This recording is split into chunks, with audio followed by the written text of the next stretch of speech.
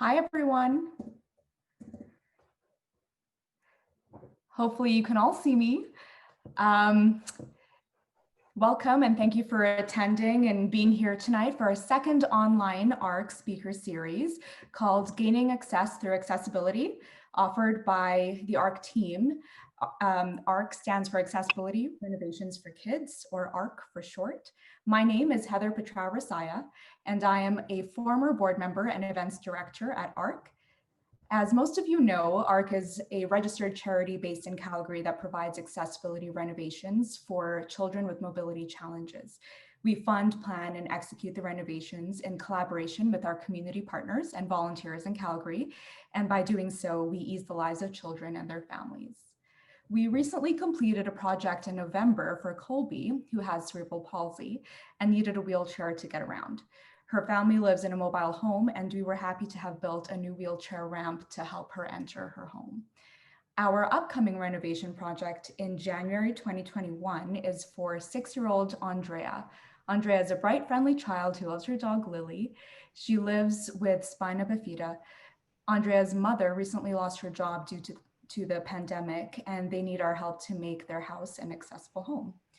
Our team is planning to build a completely accessible bathroom in January with the installation of a chairlift in March. Our event today will feature a virtual silent auction with proceeds going towards Andrea's renovation project, and we will be sharing details on how to participate in that later. Today, I'm excited to introduce to you our speakers who will be sharing their personal stories and some home accessibility tips. Our first speaker will be Kevin Mark. Kevin has been a quadriplegic for over 38 years. And when he was 16 years old, he suffered a spinal cord injury while playing hockey in Yorkton, Saskatchewan. Kevin spent 8 months in rehabilitation before returning home. He went on to obtain a Bachelor of Science in Engineering at the University of Saskatchewan and worked for 25 years in engineering, marketing, and sales. He has also served on the board of directors for Accessible Housing Society, Calgary Handi-Bus Association, and West Scenic Housing Co-operative. And most recently, he has been working as a volunteer for Alberta Health Services, providing peer support to patients with spinal cord injuries. We also have a second speaker, Souheil Saab, who I will introduce to you in a little bit. And before we get started, I would like to touch on a couple of online housekeeping items. There is a Q&A icon at the bottom of your Zoom screen. So if you have a question to ask either one of the speakers or of the ARK team in general, just type in the question and we will attempt to answer it throughout the webinar.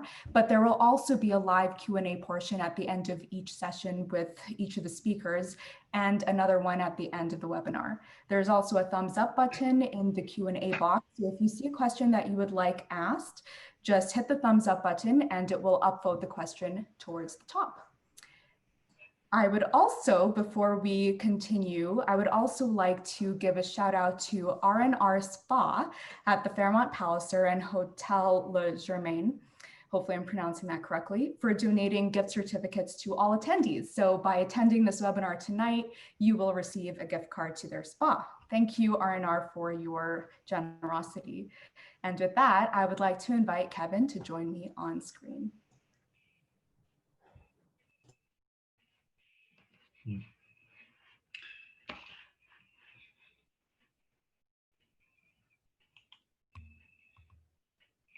Hello, everybody. Thanks, Heather, for that introduction. My story starts in Yorkton, Saskatchewan, where I was born and raised. When I was young, I loved to play sports and hang out with friends.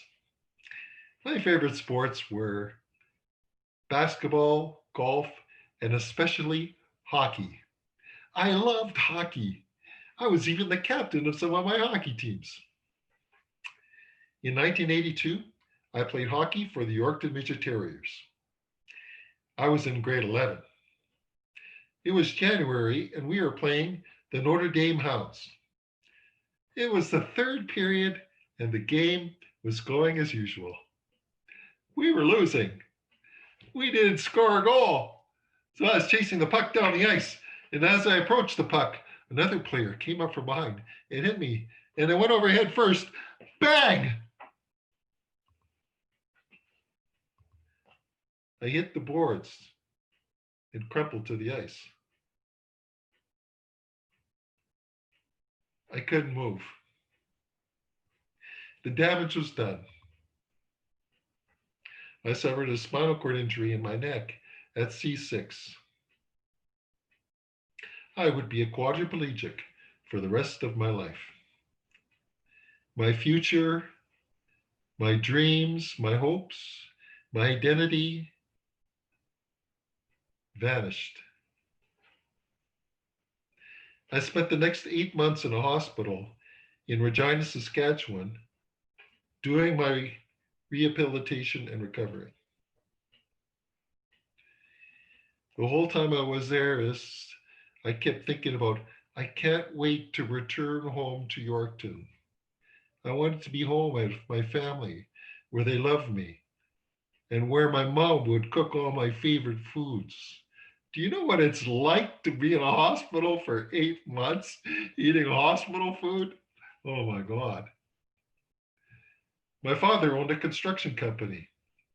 He took the time to talk to some disabled people about modifying our home for accessibility. I didn't realize it at the time, but I was sure lucky to have a father who could do that for me, and that I would have a fully accessible home when I returned. After 8 months, I asked the doctor, could I return back to Yorkton to start grade 12 in September with my friends?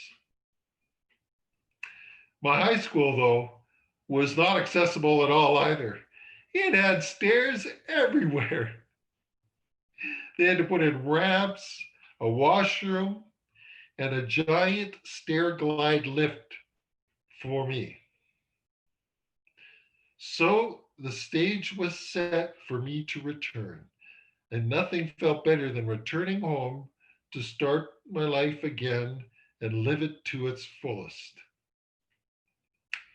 My home and my school were made accessible, and that set the stage for me, and that was my launching pad. So what have I been doing over the past 38 years? Well, actually, fast forward, I've been very, very busy.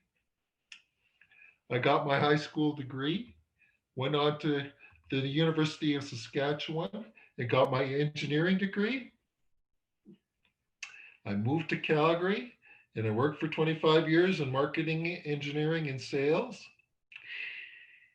I met my wife, Allison, and we've been married for over 27 years now. I raised a stepson from the age of 2. Lars is now 33 years old.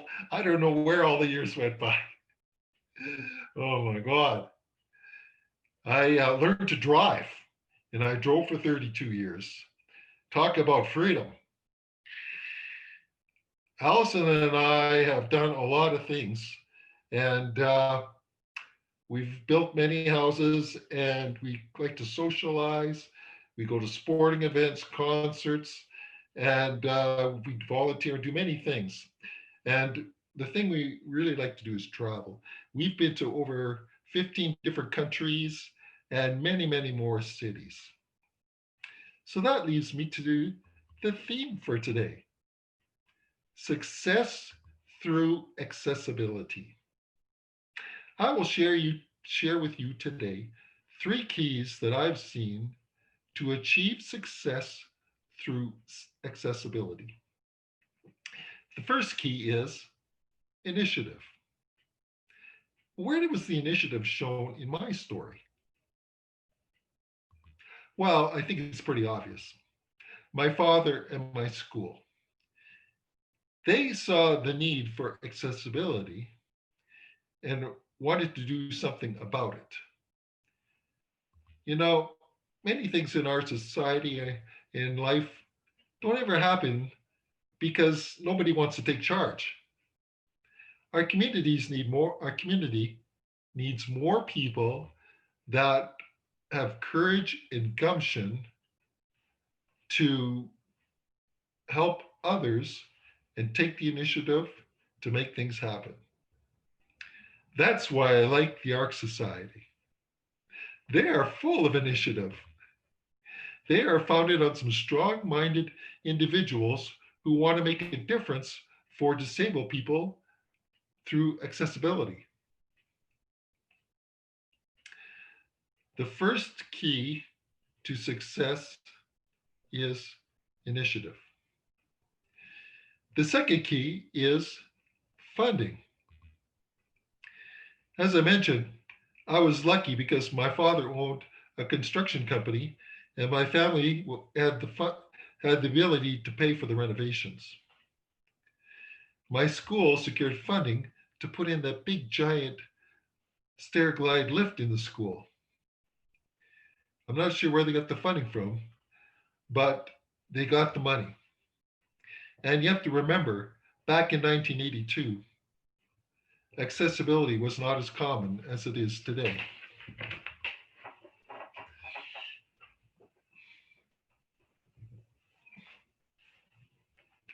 And that's why we're here today. The ARK Society wants to raise awareness about their great cause and get more support. Support comes with time, resources, and hopefully donations. The first key is initiative. The second key is funding. So what else do we need? What's the third key? Are you ready? The third key is action. I can't overemphasize the importance of taking action immediately without delay.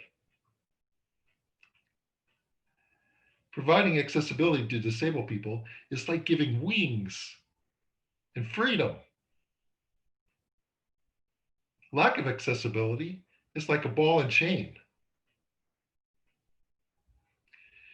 I was lucky because my school and my father took action immediately to get the renovations done for my return.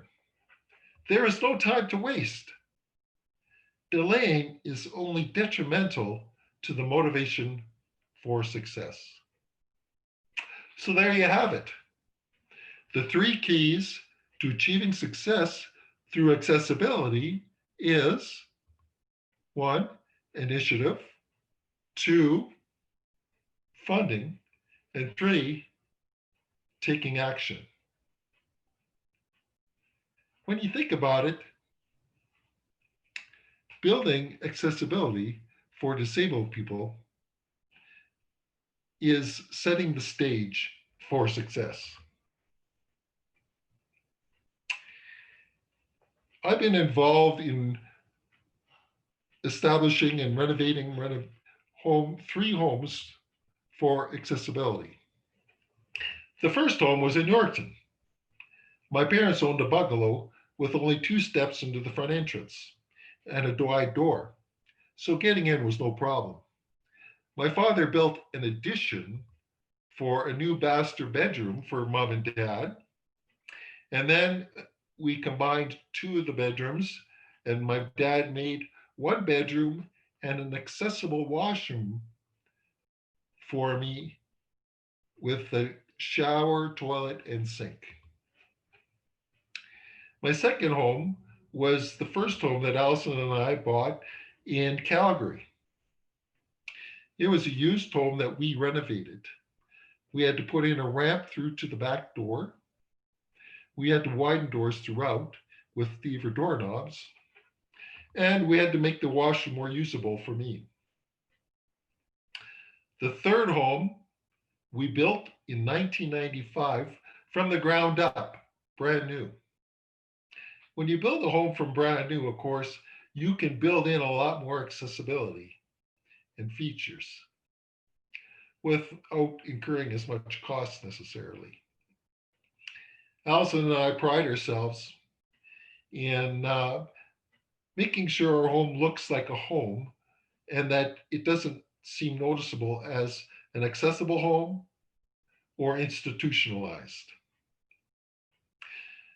Having been in a wheelchair for 38 years and having renovated 3 homes, the current home we're in, actually, we just renovated again after 25 years to get it up to date and make some improvements for better accessibility for me. Because no matter what you do in a renovation or trying to establish this accessibility for an individual, you'll always learn things to improve on. It's always better to start by doing something and recognize that you'll always realize things can be done better or easier as time goes on. So now I'm going to have a look at some slides of my home to show you what we have done. Thanks, Cindy. This is our home we built the home in 1995, but my first slide there is the home in 1996, the summer of 96. And Cindy, I don't see that picture anymore, so I'm not sure anybody else can.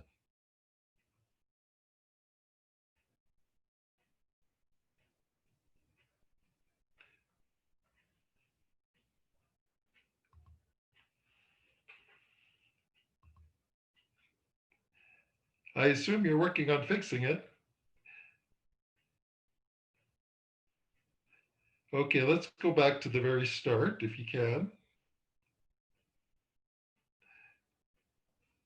Okay, this is the house when they just put in the yard in 1996. I wanted to show this because in the next slide you'll see why I couldn't show the outside of the house, but I just want to point out a few things about this. As you can see, there's no visible ramp into the front entrance, but it is flat all the way up to the front door. The garage is extra wide on the right side so that I can get my lift out inside the garage, and my wife and I both park our vehicles in there.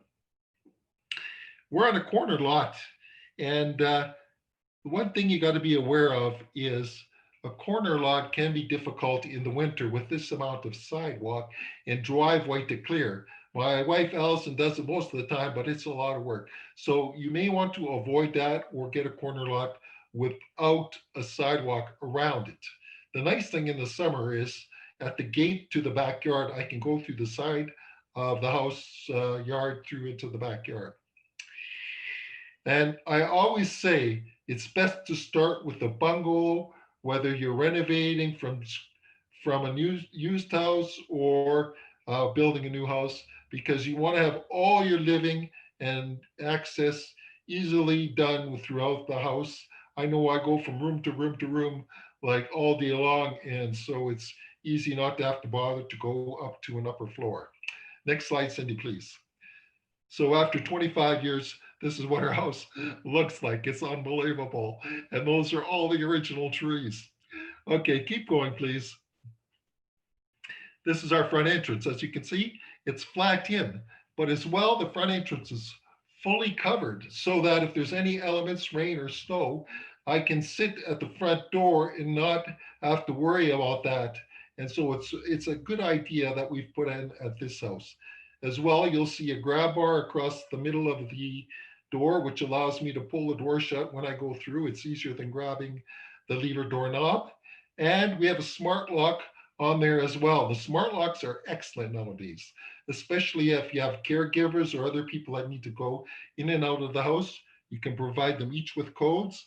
And I also use it with my iPhone where I can just say to, hey Siri, unlock the door, or hey Siri, open the door, and it will do that for me, whether I'm lying in bed or anywhere in the house. Next slide. Room door is unlocked. Sorry, I just said that series. Okay, the next slide here is our front entrance closet. And I just wanted to show the barn door because they are very popular nowadays in interior home design. And you have the space, actually, they work quite well because they slide so easily. And in this case, it slides wide open and I can get access right into the closet. And so it works wonderful.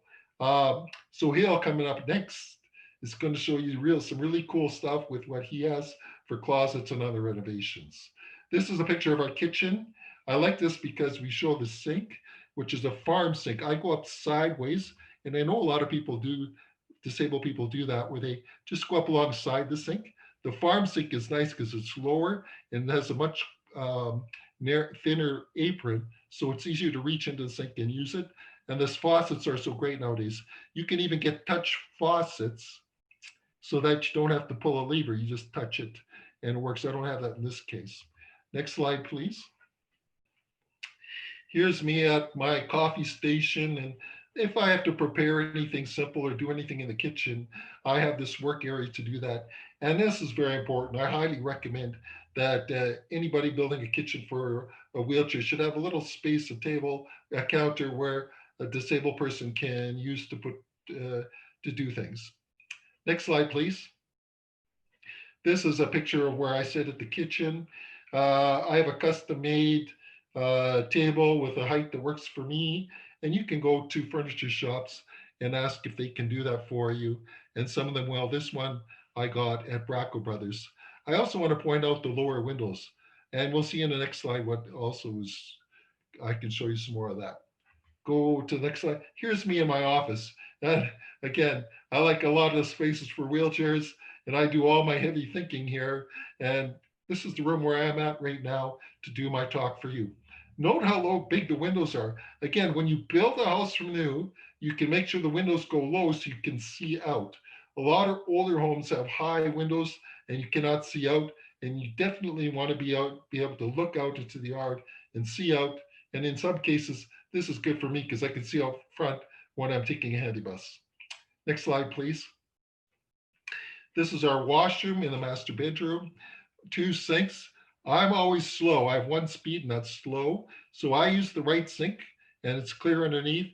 Allison uses the left sink, and any married couples, I highly recommend having 2 sinks in the washroom. The next slide is my shower, and my shower here is in that same bathroom. It's set up where I can just back in there. There's knobs back there I can just use with my elbow or hand to turn. And there's actually a shower wand along the wall on the left. You just can't see it. If you look to the side of the shower, you can actually see into my bedroom. And just by chance, I caught the ceiling rail lift as well in our bedroom that my caregivers use to get me in and out of bed. So there you have it. That's what our house looks like. I hope if you have any questions about what I'm talking about or any of these slides, please note those through, and those will be asked to me shortly after here. So, you can see after 38 years, this is where I've arrived at, and I've seen just about anything. So before I wrap up, I'd like to ask for any questions or field any questions that there might be, and then I'll just close off at the end.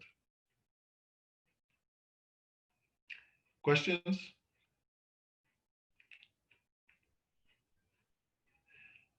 I don't hear anything.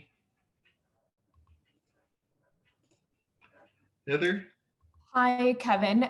There is one question from an anonymous attendee, and it's, is there a door on the shower? There is a glass door on the shower. I just had it open because when I took the picture with the shower closed, there was too much glare coming off the glass. But what you do is you can build these enclosures either fully in glass or like I do, where you just have the door, and you would go to a glass shop and they would send someone out to measure it because it needs to be custom fit. It's really hard to buy them off the shelf. So if you go to a place like Cascade Glass, they do that kind of thing, and it'll make sure it fits in properly for your space. Thank you for answering that. Are there any other questions from anyone else in the audience? How are we doing for time, Heather? We're doing good. You still have a few minutes, actually. Okay, good. Just going to wait for a couple more minutes. There are a couple more questions. Is there anything else that you do not have in your home right now that you feel you could benefit from? Well, I don't have the smart locks on all the doors. I would like that, but more automation. Some of the things I didn't show you were you can get automated blinds that can go up and down. I have those in a couple of my rooms. There's different options. They are expensive, but you've got to pick the windows where you really want to have the ability to open and close. And there are a lot of Google and Apple automation projects that where you can dictate through your smartphone to operate devices. And I think that's pretty good. Okay, thank you for answering that. We have a couple more questions. Someone has asked, can you speak a bit about your involvement with Accessible Housing Calgary? That was a long time ago. And Accessible Housing Society does provide and assist people with accessible housing in Calgary. And it's evolved over many decades now. Um, and their focus now is on, promoting and access in home living and in some facilities that they run. But it's been a long time, and I suggest you go to their website and you will learn more about who they are and what they do. But they're right now managing a number of accessible group setting facilities. Thanks, Kevin. And someone has asked, what accessibility improvements did you make in the renovation? In my home that I showed, or what do you think? Yeah, so I asked that, and there are photos. I'm not sure to the person that asked this question, if you have any specific questions about the photos shown, please submit those questions. And the third and last question I've received is, how will someone who does not have a lot of money do these renovations? Are there discounts or places that offer these renovations at a discounted price? Well, that would be nice, but I haven't found that. And this is a good thing why ARK has started up and is running, because there are a lot of places where people can get access for funding. Now, if you do renovations, you keep collect up your costs because you can submit those with that tax return. So that's a benefit where you can get uh, some offsets in your taxing if you've done some renovations. Otherwise, it's very difficult, and it's always nice when you can find people and friends and family that have the means and capabilities to do the work and help you through the process. Again, I was lucky with my family and my father when I was younger. Thanks, Kevin. I also want to make mention that there is a resource that was shared in our first webinar that we hosted in the summer about funding for home modifications, shared by a speaker that we had in that webinar. So I would be happy to have the ARK team share that with you as a follow-up as well. Great. Okay. Well, thank you so much, Kevin. Can I wrap up, Heather? Yeah, absolutely. I gotta just wrap up here. I would like to thank everybody for joining us today. I hope that my part of the presentation has gotten you thinking about how you can make a difference for disabled youth through accessibility. And just think about it, that you could build a launching pad too and help a disabled youth person achieve success through what? Three keys: initiative, funding, and action. Cheers. Thank you, Kevin. Thanks for sharing your insightful story with us and sharing photos of your home modifications. That was very educational to me, and I have no doubt that it was educational to our audience as well. Before we continue on with the next presentation, I am super excited to let you know that as part of our event today, you will have the opportunity to participate in a virtual silent auction. We've collected some amazing items such as gift baskets of chocolates, wine, and salon products from local businesses that you can bid on. So keep an eye out for the silent auction link, which we will show at the end of the webinar after our final Q&A. I would now like to invite Souheil to join us for his presentation. Hi, Souheil.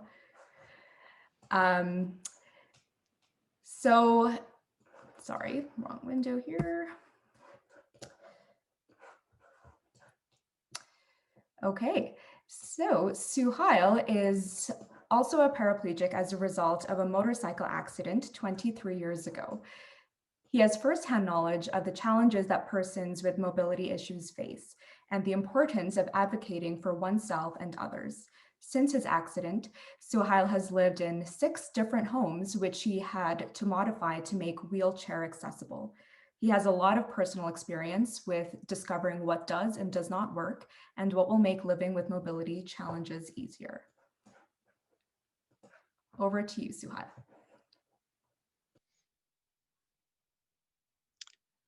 Thank you, Heather, for that. I'm just going to share my screen here. There we go. Thanks again for having me, and thanks for everyone for being here to listen. So the title here is Success Through Accessibility. Really, after my accident, I never wanted to live somewhere that reminded me of a hospital or rehabilitation facility. So I've made it a point to try and find things that will make my homes feel quote unquote normal. And I always thought about resale and not limiting my renovations to only those with mobility needs. As indicated by Heather, I have lived in 6 homes in the last 23 years that I had to modify. Although I had to experiment from my first home to my current home, you too will learn what you like and need over the years. However, hopefully some of what I have to say might help you bypass what I had to learn over the years. I'm hoping I can pass along some ideas that were successful for me in making an accessible home and hopefully help you when deciding on how to make your home more accessible. I do not purport to be an expert by any means, but my lived experience and attention to detail give me a good understanding of what my needed or what may be needed or what may work. Now, if you can start every day off without having to worry about accessibility, your life will be that much less stressful and you can focus on living a successful and independent existence. At the end of my presentation and slideshow, I will wrap up with some tips and tricks that you may find helpful in making your home more accessible. In addition, I am happy to take any questions throughout my presentation, or you can wait until the Q&A session at the end. So here goes. So this first slide here is a house that we lived in Edmonton. I still own this house, but I'm renting it out now. It is probably the 3rd home, I believe, that I modified. As you can see in this photo, the cement here, the driveway was poured in new. We had steps at the front door, and we ended up taking out those stairs and then continued the driveway up and just made a slight ramp up to the front door and made it 0 threshold. What I would recommend if anybody was looking for a home to modify, usually the best homes to do so for people in wheelchairs are bungalows. In this case, I like the walkout bungalows because of access in and out of the home on different levels. So in the front now, I've got 0 threshold. It's a little steeper on this home because the house was elevated because it is a walkout, but it still worked and there is no ramp, which was good for strollers or anybody with mobility issues. In addition to this is I wanted further emergency access in or out of the house if ever need be. If there was something that happened in the house, I wanted to be able to get out of the house in many different spots. So I had access out the front door, I had access out the garage, and I had access out the back through the walkout as well. Now, my second slide here. Sorry, there we go. So here is a photo of my garage and in my current home, and I've got a ramp, as you can see here, that goes in all the way up to the door, and there's a zero threshold as well. In this garage, though, it's no bigger than a regular two-car garage, and we were able to modify it to make it still fit two vehicles, and still have enough room for a ramp. I can discuss that with you guys later, how we did that. And then I just wanted to point out as well, on the ceilings, when you have somebody with a disability or somebody in a wheelchair, you're going to accumulate a lot of stuff. And as my wife says, too much stuff. So what I would recommend is hanging things up, like a spare wheelchair, extra wheels, shower benches, whatever you have. I've got sporting equipment here as well. Hang them up high, especially if you don't need them. And then they can be brought down when you do need them. And then here in this photo, you can't see it as well, but we were able to put some stairs here right in between both vehicles. So you could still fit two vehicles, set of stairs and a ramp into through the garage. Now, here is a photo of a elevator that I installed in my Edmonton home. Now, I did not want the home to look, as I said, institutionalized, and I didn't want to take up an entire room just for an elevator. Now, what you should know, if you are planning on modifying, the difference between elevators and lifts. Elevators have an enclosed shaft and they run in that shaft. They're much more expensive, but they're a lot quicker. And I was able to, fortunately, make it out of glass so I can still get sun through the windows, and it made it look more aesthetically pleasing. I was able to continue the hardwood into the elevator, and it just made for a good conversation piece. So the glass also, as I said, doesn't make it feel closed in either. And so that's one way of actually making the house look a little less institutional. Here's a side view picture of that same elevator. And as I said, continue the floor into the elevator to make it look the same. And it makes the whole floor plan look a little more open and accessible. And you don't need doors everywhere as well, to get in or out. In this case, I just had sensors on the elevator. And then, so here, if you can see as well, we cut out the wall here. This used to be an entire wall with just a door here. We opened it up and made it open and free to access through.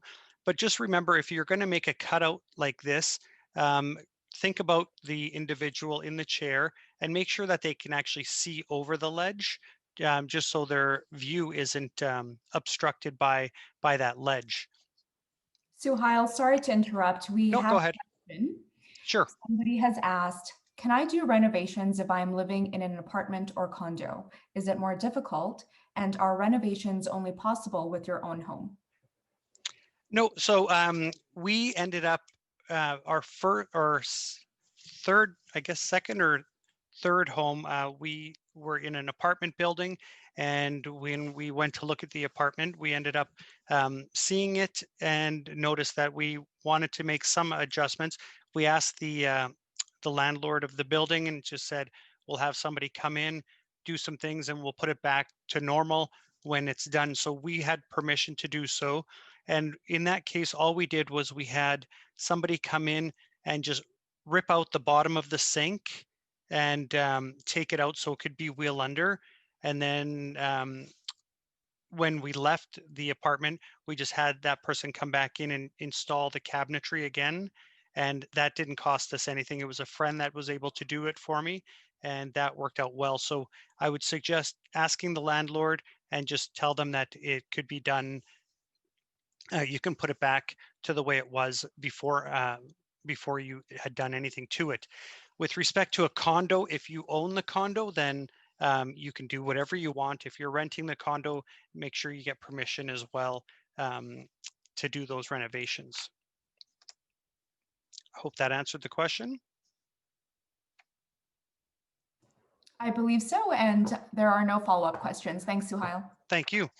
So here is the elevator or lift that I have in my current home. This is when it was still under construction.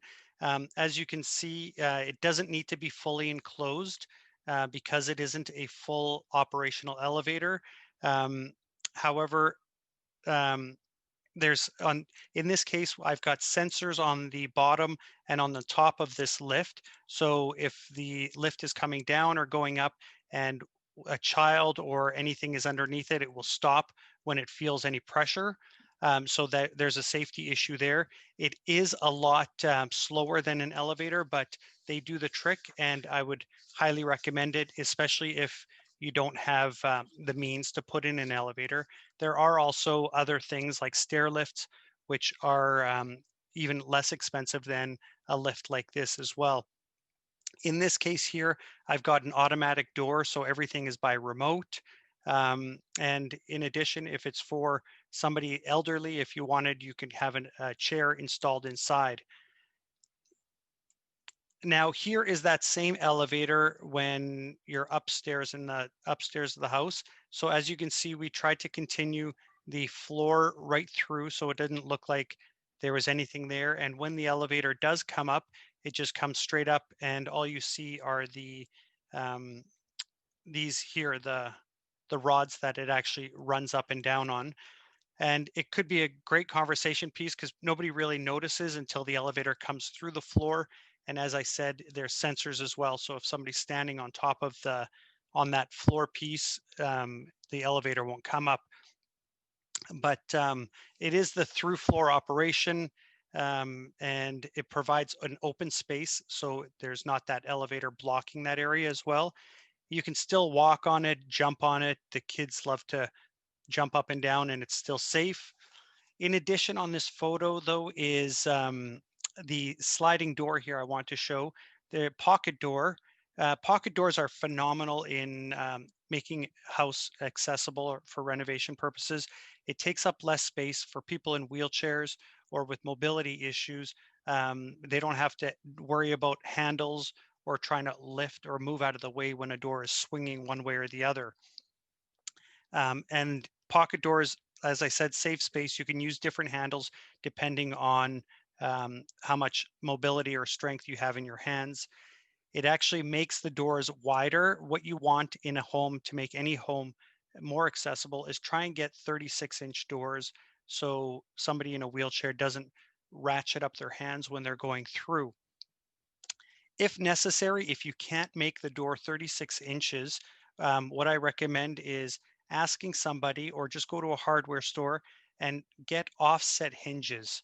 They're called offset hinges, which makes the door open two more inches normally, so you don't have that extra door space. It outswings the door a little more. So that's a trick that I've learned over the years, and it works great.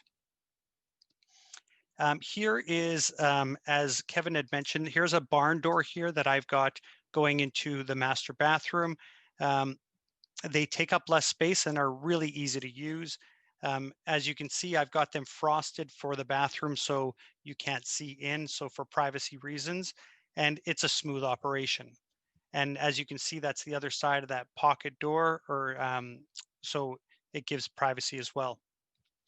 Here is an accessible closet. I had this in my home, and back in the day when I installed this, I ordered it from the US, but they are now selling them here. And what it is a pull down closet rod, which brings your clothes to you. So this rod here, you just grab it and pull it down, and all your clothes from the top come down to you. And then you have this, the bottom here where the pants are, these slide out so you can have easier access to them. And those, like I said, that hanging rod is now being sold here in Canada, so it's a lot easier to get, and they're easy installation. My wife was able to install it herself. But when you're considering modifying a closet for somebody, try and make the drawers wider and deeper rather than, and not too high off the ground so somebody in a wheelchair can actually get them.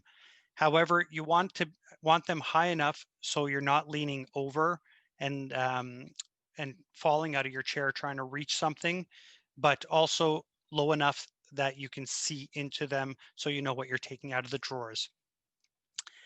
In addition, you don't want the drawers far back into the wall, as far back. That's why you'd want them deep, because when they're far back, it's harder for people in chairs to reach forward and grab something from the back. On this slide here, this is in my current home right now. This is in the master bathroom, and the normal toilet, the initial toilet that was here, stuck out really far, and this was our master closet, and I couldn't get my wheelchair into the closet because the toilet came out to here, the original one. So I took it upon myself to do some research and find out how we can make this work. And what we found is this toilet that goes into the wall and doesn't have the backing, and it saved me probably 1.5 feet here of space so I could still get through. We installed the push button flushing mounts right into the wall, and everything is hidden in the back wall there. And the good thing with this is you can set the toilet at any height you want. So if your child or somebody needs it lower or higher, depending on what they need, you can set the height there as well. As I said, it gives you room to get by. You can clean underneath it or store any items that you need underneath it as well.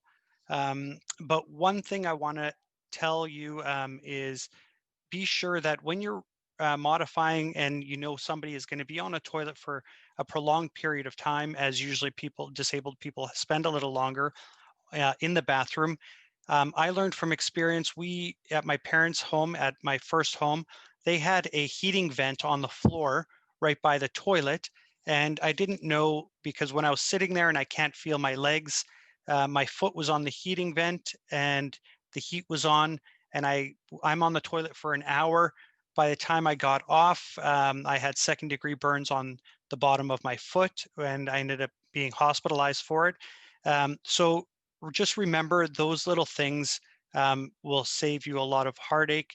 And just from my experience, please watch for those little things with your children or any loved ones as well. Here is the final product that it is now.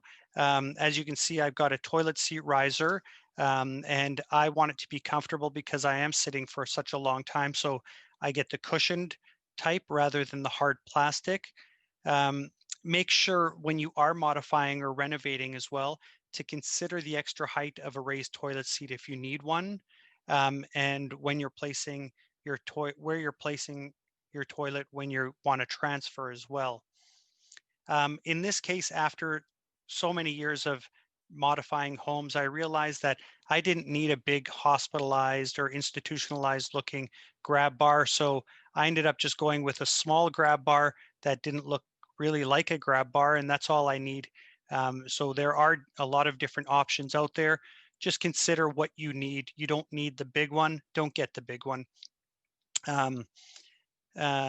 And so that's there. And now going on to the sinks. Now I know Kevin's sinks were raised in his photos, but I like mine being flush and flush mounted sinks, because for myself, for people in my situation that are paralyzed, you want some space to put your elbows so you have balance. And so you want a lot of counter space. And when you get the sink wet, you can just wipe the water back into the sink. And it's not uncomfortable trying to put your arms over top of a sink. So what I would recommend is the sink that goes into the countertop. Now, if you are getting custom cabinets made, these are easy to do, but you just need to find a shallow sink and get the height at the proper height so you still have enough room to get your legs underneath. Suhail, sorry to Yes, interrupt. We no have a worries. couple more questions. Sure. So someone has asked, how much, back to the toilet, sorry, how Yeah, much no more worries. expensive was the toilet than a regular toilet? I don't recall if it was that. I'm sorry, I don't have the numbers with me right now, but I'm one of those people that looks around and I call everywhere. I do my research. I'm a lawyer by trade, so I do a lot of research. And what I do is I called around to probably every place that actually had these types of toilets, and I gave them my situation, and I just asked for a discount. I am not shy to say, "Look, I'm in a wheelchair. I've got a disability. This is for a medical reason. Do you have disability discounts? And would you provide that?" And then if not, then I'll just say, "Look, I'm looking at other places. Would you match or beat it if I wanted to go to that specific place?" So unfortunately, I can't tell you how much more or how much more money that was, but I can't see it being too much more. But I'm sorry, I can't answer that. Thank you, Suhail. And someone else has asked, as you mentioned, you have modified many different homes, condos, and apartments to enhance accessibility. When you moved out of these homes, were they marketed specifically to others that needed similar accessibility modifications? Kevin mentioned earlier that funding is key, so I'm just curious because this would allow for people who would truly benefit from these modifications to purchase a home that already has some of these accommodations instead of someone purchasing the homes who don't really need the modifications. Yeah, great question. So whenever we sell, we always put in the listing that it's wheelchair accessible or handicap, and we use the keywords as well. We'll put in elevator or lift, um, zero threshold, those keywords that people are going to look for, or realtors actually look for when they're looking for an accessible home. But like the house that I have in Edmonton, the one with that glass elevator, I still have that. And when I went to sell it, I wanted to sell it to somebody that needed the modifications and the retrofits. Unfortunately, we weren't able to sell it, but we got some renters in there that needed the accessibility, so that was great. Now, with respect to funding as well, there is. I know when my parents renovated their home when I was coming out of leaving the hospital, they got funding through the government to assist um, with their home renos as well. But it depends on, I'm not sure. I think most of the participants are dealing with their children, I think. Correct me if I'm wrong, but if because I was in a motor vehicle accident, a motorcycle accident, I was entitled to a certain amount of money by the government to retrofit or modify my home. It wasn't much, but it did build me a ramp. Thanks for answering, Suhail. There are no follow-up questions from the Thank you. audience. Oh, sorry, one just Oh, came in. sure. Someone has asked, are there any housing units that focus on housing solely for people with mobility issues? For example, can I buy or rent a house that is already modified to save cost? Oh, without a doubt. As I said, whenever we looked for homes, we always looked for homes with those keywords as well. So, and you do find a lot of homes that already have a built-in ramp or have an accessible shower or have been modified. You might have to modify it a little more, but you've got the groundwork already. I personally have never built a home from scratch because I still feel like I'm still learning even after 23 years of what's perfect. And I don't want to build a home and be like, oh, you know what, I didn't think of this. And we have been absolutely fine with just modifying or retrofitting, but finding a home that is accessible. I know you can go on Kijiji and just put in wheelchair or handicap and go into the housing, and a bunch of units will come up either in apartments, condos, or homes as well. My wife loves MLS and she just does that for fun, and she's always sending me links of homes that are of interest as well. I hope that answered the question. Thanks, Suhail. Kevin has asked, how do you protect yourself from hot pipes under the sink? Oh, great question. I was going to get to that, but the under the sink, you want to have this sink, the pipes under the sink insulated. You want to make sure though as well that the plumber, when you're getting your sinks installed, the pipes need to be recessed back as far as possible, and they can do that. Experienced plumbers know how to do this thing, but all the pipes should be insulated as well, because you can burn your legs and cause some serious damage when the hot water is running.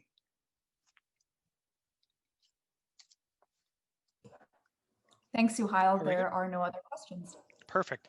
So going back to this slide, I just want to touch on the lever faucets as well are easier for people with mobility concerns. So lever faucets are a lot better. And then the mirrors as well. Always remember, we didn't do this in our first renovation. The mirrors you want to make as low as possible to the counter, because you want somebody in a wheelchair to be able to see not just their face, but their torso as well, if at all possible. And you don't want them trying to look up all the time and having their neck strained. So make sure, or try and get the mirrors down as low as possible. In addition, make sure any electrical plugs that you have in the bathroom that they may need for any type of either a toothbrush or razor or anything like that, make sure that those are accessible as well. Just think of those things as well. So here is my home in Edmonton as well. This is we gutted this bathroom. These are double sinks here. There's a sink here and there's a sink here. So it's a double vanity, and you can tell it doesn't look any different than any other vanity. It's aesthetically pleasing, I believe. And you can't tell that anything has been modified for a wheelchair. And then what's another thing is choose the fixtures that are going to be best suited for the person that's going to be using it. So if somebody does have a mobility or hand functions that don't function very well, think of those things that will make their lives a little easier. As well, tile floors are always a lot easier for a chair to move on, and they're a lot easier for cleanup. So this photo is a picture of a wheel under sink that looks absolutely normal. And as I said, I always try to make things look like they are going to look for resale value. This here is that exact same sink with the doors open.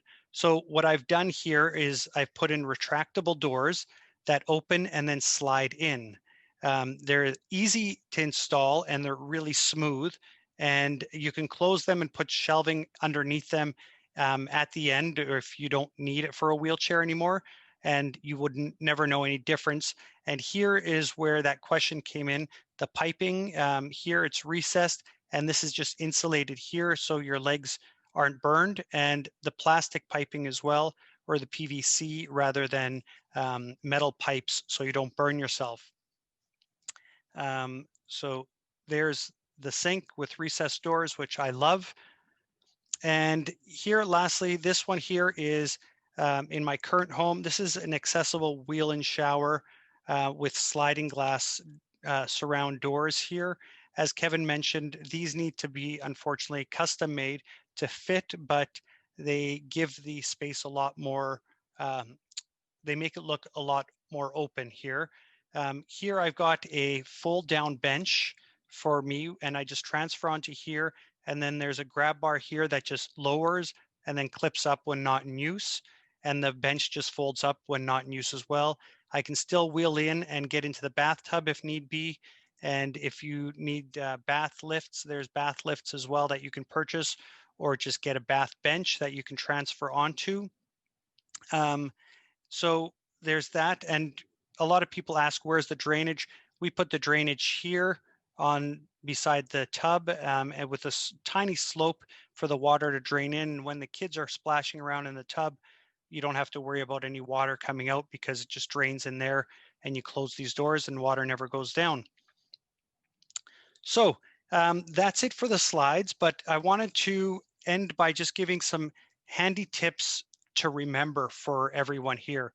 So there's a barrier-free guide that I used, which was useful when I first started doing home renos. And I think all I did was I Googled it, barrier-free guide, and then looked through that. That helped. In addition, I just attended an a, a, an expo, an accessibility expo as well. And the Paralyzed Veterans of America put on a workshop, and I've provided the links to those to ARK to provide to you afterwards.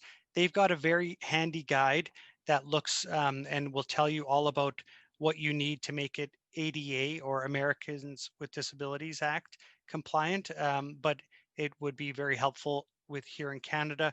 The guide is $16.99 US, but I've provided the 2 links of YouTube videos.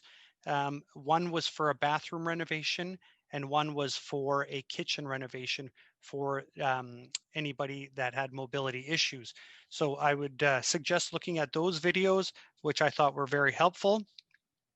As I said, if you are looking for products for anything that you need, Google search the products for what you want, and then narrow your search to Canada. So if you're looking for shower bench, cushioned shower bench, put cushioned shower bench Canada, and then that will narrow it down. You can narrow it to Calgary or Edmonton, wherever you are, and then go that way. As I said, ask for a disability discount on everything. If you don't ask, you're never going to know, and it doesn't hurt to ask. So I always do. And if they say no, I say, you know what, do you have a seniors discount? If they say yes, then, can't you apply that to me as well? And they usually will. So it doesn't hurt to ask, do it. Kijiji has been a great friend of mine for used or new products at reasonable prices, and you can negotiate. If you need anything that's for the home, I look at it daily, and I type in wheelchair in Kijiji, or if I type in something for that I need, shower bench, raised toilet seat, anything, you can pretty much find it on Kijiji at a much more reasonable price. AADL, or Alberta Aids to Daily Living, may assist you if you have a home care nurse through the Calgary Aids for Independent Living for medical equipment. So if you have a nurse that's coming to the home to help out your child or anybody in your family, you just ask them if they can recommend, and the government will pay to get you what you need to make your home accessible. So if you need a shower chair, or if you need a bath seat, and just give them the reason, like, I need to get on, I need to take a shower, I need to go to the bathroom, I keep falling when I transfer, they will get you that equipment. It might be a cost share, but it will help you tremendously. What I found is I have those grabbers around the entire home. So you can get those at the Dollarama now. And I know I'm a little over time, sorry. I just want to get these tips out to you. Grabbers at Dollarama, find those, put them around the house so people in wheelchairs can feel more independent, and they're not always asking for assistance all the time. They can use those grabbers to grab things and feel like they're just part of the house and not having to worry about bothering somebody.